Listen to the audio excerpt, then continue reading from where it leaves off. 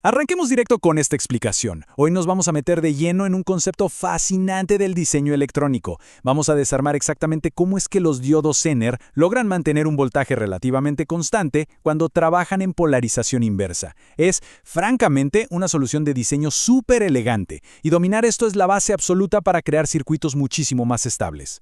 Nuestra hoja de ruta para hoy es bastante directa. Primero, concepto y contraste. Segundo, el mecanismo central. Tercero, un ejemplo práctico.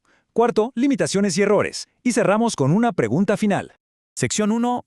Concepto y contraste. A ver, empecemos marcando una diferencia fundamental. Imaginemos un diodo rectificador estándar como si fuera una calle de un solo sentido, ¿de acuerdo? Permite que la corriente fluya hacia adelante y, en un mundo ideal, bloquea por completo la corriente inversa. Es como un muro. Pero el diodo Zener es otra historia. Este componente rompe esas rejas tradicionales a propósito. Está diseñado con muchísima precisión para conducir en sentido inverso de forma segura, justo cuando se alcanza un umbral de voltaje súper específico. Y esto nos lleva a un punto indispensable.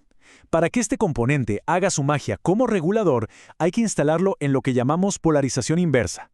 Básicamente, aplicamos voltaje positivo al cátodo y negativo al ánodo. Si lo conectamos hacia adelante como un diodo común, pues se va a comportar como un diodo común, con esa típica caída de 0.7 voltios. El verdadero potencial del Zener, todo el truco, se desbloquea únicamente al conectarlo al revés. Pasamos a la sección 2, el mecanismo central, el voltaje Zener.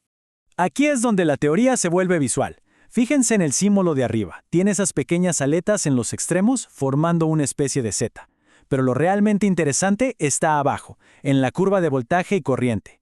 Miren esa zona a la izquierda marcada como BZ o voltaje Zener.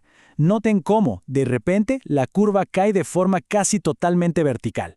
¿Qué nos dice esto? Que la corriente que pasa por el dispositivo puede dispararse dramáticamente, pero el voltaje entre sus terminales se queda casi congelado en ese valor. Ojo aquí, porque hay un mito muy común que debemos aclarar. El Zener no es una esponja mágica que elimina o destruye el voltaje que sobra, para nada. Más bien, piensen en él como una válvula de alivio de presión en un sistema de tuberías. Lo que hace es mantener su caída de voltaje constante, forzando a que el resto del circuito se haga cargo de la diferencia. Mientras lo mantengamos operando en su zona correcta, el Zener va a regular la tensión sin problemas. Sección 3. Vamos al taller con un ejemplo práctico diseñando una referencia de 5.1 voltios. Pongamos esto en un escenario 100% real. Digamos que tenemos una fuente que entrega 12 voltios, pero necesitamos alimentar un microprocesador muy delicado que exige exactamente 5.1 voltios. El candidato ideal para el trabajo es un Zener de 5.1 voltios, digamos el clásico 1N4733. Los pasos son simples. Identificamos los voltajes, conectamos el Zener en paralelo a la carga operando en reversa, y luego, el paso más importante de todos, añadimos una resistencia en serie. Sin esta resistencia, todo el diseño simplemente explota. Si analizamos este diagrama esquemático, todo cobra sentido. Ahí, entre la fuente inestable de la izquierda y nuestra carga a la derecha, está la resistencia etiquetada como RS, la resistencia en serie. Y justo en paralelo a la carga final, vemos a nuestro diodo Zener. La ubicación de esa resistencia RS no es casualidad, es el escudo protector de todo el sistema. Hagamos la matemática del circuito, que es bellísima en su simplicidad.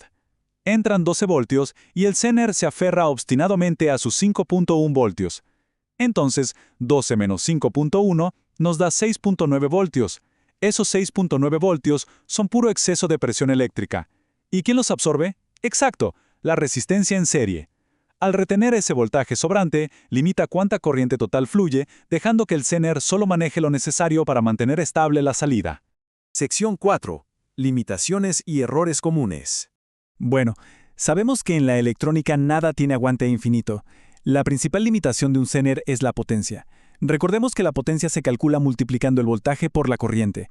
Si por algún motivo el voltaje de entrada sube demasiado, o si desconectamos la carga de golpe, el Zener va a tener que tragarse toda esa corriente de sobra. Si esa cuenta excede lo que el fabricante dice, por ejemplo, 1 watt, el componente se va a sobrecalentar y se va a freír por dentro en cuestión de milisegundos. Sabiendo esto, hay un par de trampas en las que es facilísimo caer. Ya dijimos que usarlo sin polarización inversa es un error. Otro tropiezo conceptual tremendo es pensar que el Zener es una especie de batería ideal infinita. No lo es una referencia básica para corrientes bajas. Y claro, el error más letal y espectacular de todos en el laboratorio, armar el circuito olvidándose por completo de poner la resistencia en serie. Para cerrar esta explicación, quiero dejar flotando una idea en la que vale la pena pensar a fondo. La pregunta es, ¿por qué el diodo Zener necesita una resistencia en serie para trabajar de forma segura?